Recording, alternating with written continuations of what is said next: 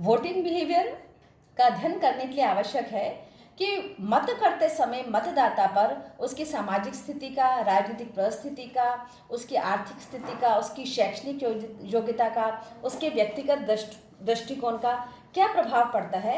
यदि उसकी हम नियमित आधार पर उसका अध्ययन करेंगे तभी हम अपने शोध को अधिक वैज्ञानिक बना सकते हैं। ऐसा जो भी अध्ययन किया जाए उसका वेरिफिकेशन होना चाहिए, प्रमाणीकरण होना चाहिए। उसके लिए जो भी डेटा कलेक्ट किए जाए वो प्रमाणित होने चाहिए। कल्पना के आधार पर या वेग अगर डेटा कलेक्शन होगा तो वो डेटा कलेक्शन कभी भी साइंटिफिक रिजल्ट्स नहीं दे सकता है। फिर इसके लिए साइंटिफिक मेथड्स और टेक्निक्स अपनाए जाने की बात कही डेविड ईस्टर ने। जैसे कैसे किया जाएगा मानव व्यवहार का अध्ययन, तो उसके लिए सैंपल सर्वे लिए जा सकते हैं, ग्रुप स्टडीज़ की जा सकती हैं, ग्राफ लिए जा सकते हैं, मैप्स को यूज़ किया जा सकता है।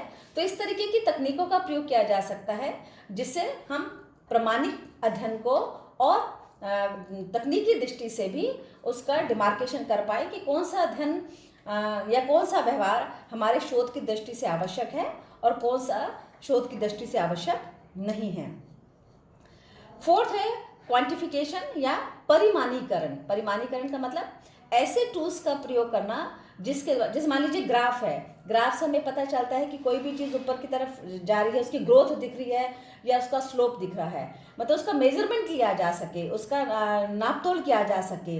हम ग्राफ्स के द्वारा या टेबल्स के द्वारा हम बताते हैं कि कोई चीज़ उच्च स्थिति की ओर जा रही है या निम्न स्थिति की ओर जा रही है। या कई बार आपने देखा होगा कि ग्राफ्स में, टेबल्स में हम देखते हैं कि वेरिएशन आते हैं, कि अप डाउन्स दिखते हैं। तो इसी प्रकार हम जो परिमाणीकरण करें, जो भी क्वांटिफिकेशन करें, वो भी मानव व्यवहार के अध्ययन का किया जा सकता है।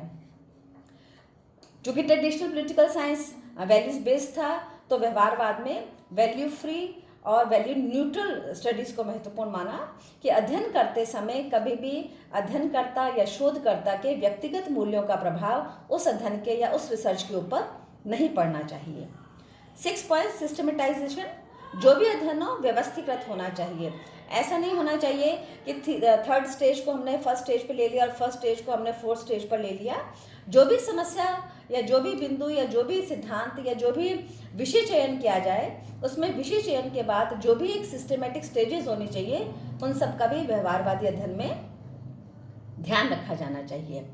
प्योर साइंस, डेविड ईस्टन का तो ये भी मानना है कि अगर मानव व्यवहार का बहुत साइंटिफिक तरीके से और इन फीचर्स के साथ में अध्ययन किया जाता है तो हम अन्य भौतिक विज्ञानों की तरह, प्राकृतिक विज्ञानों की तरह भी शुद्ध विज्ञान विकसित कर सकते हैं, राजनीति विज्ञान का। और एवं भविष्यवाणियाँ भी कर सकते हैं कि किस विशेष परिस्थिति में, आने वाले चुनावों में या आने वाली राजनीतिक परिस्थिति में या आने वाले राजनीतिक दलों में किस प्रकार की हम संभावनाएं देखते हैं, उनकी भविष्यवाणी भी की जा सकती है। ये संभावना मानते हैं व्यवहारवादी अध्ययन के माध्यम से। 8th और लास्ट जो पॉइंट है वो है इंटीग्रेशन, समग्रता। अर्थात हम टोटलिटी में ही, समग्रता में ही किसी भी अध्ययन को कर सकते हैं। मतलब एक व्यक्ति एक ही समय पर राजनीतिक व्यक्ति भी है, सामाजिक व्यक्ति भी है, आर्थिक व्यक्ति भी है, उसका मनोविज्ञान भी है, उसकी सामाजिक मूल्य भी हैं। तो किस प्रकार से हम एक समग्र व्यक्ति का अध्ययन करते हैं, ठीक उसी प्रकार उस समग्र व्यक्ति के संदर्भ में हम राजनीति विज्ञान विषय का भी समग्र अध्ययन करें। राजनीति और अर्थशास्त्र का क्या संबंध है, राजनीति और समाजशास्त्र का क्या संबंध है, राजनीति और भूगोल का क्या संबंध है। संभवतः इसी व्यवहारवादी चिंतन के कारण आगे जाकर नए विषय प्रारंभ हुए राजनीति विज्ञान में, जैसे political sociology, political geography, political economics. वो इसी व्यवहारवादी अध्ययन के परिणाम स्वरूप हमें देखने को मिलते हैं। मैं एक बार पुनः ये 8 के पॉइंट्स रिपीट करती हूँ। नंबर 1 नियमितताएं, नंबर 2 प्रमाणीकरण, नंबर 3 तकनीक, नंबर 4 परिमाणीकरण, नंबर 5 मूल्य, नंबर 6 व्यवस्थीकरण, नंबर 7 शुद्ध विज्ञान और नंबर 8 समग्रता। अब जहाँ एक नेक्स्ट एस्पेक्ट है कि व्यवहारवादी अध्ययन ने किन विषयों पर अध्ययन किया या किन विषयों को व्यवहारवादी अध्ययन के अंतर्गत महत्वपूर्ण माना, तो उसमें सबसे पहले तो उन्होंने तुलनात्मक अध्ययन किया, तुलनात्मक अध्ययन को महत्वपूर्ण माना, जिसमें वोटिंग बिहेवियर था, कॉन्सेप्ट ऑफ पावर था, कॉन्सेप्ट ऑफ ग्रुप था, कॉन्सेप्ट ऑफ डिसीजन मेकिंग था, स्ट्रक्चर और फंक्शनल जो पैरामीटर्स थे उनको अध्ययन के क्षेत्र में शामिल किया। पॉलिटिकल पार्टीज को, प्रेशर ग्रुप्स को, माइक्रो और मैक्रो स्टडीज़ को व्यवहारवादी अध्ययन के अंतर्गत अध्ययन किया जाने लगा। इस प्रकार 1908 में ग्राहम वेलास ने जो प्रयास शुरू किया था वो 1960 के दशक में आकर अपने इस विकास की यात्रा से ऐसे स्तर पर पहुंचा जहां मानव व्यवहार के अध्ययन को बहुत अधिक केंद्रीय पक्ष के रूप में, केंद्रीय तत्व के रूप में राजनीति विज्ञान में स्वीकार किया गया।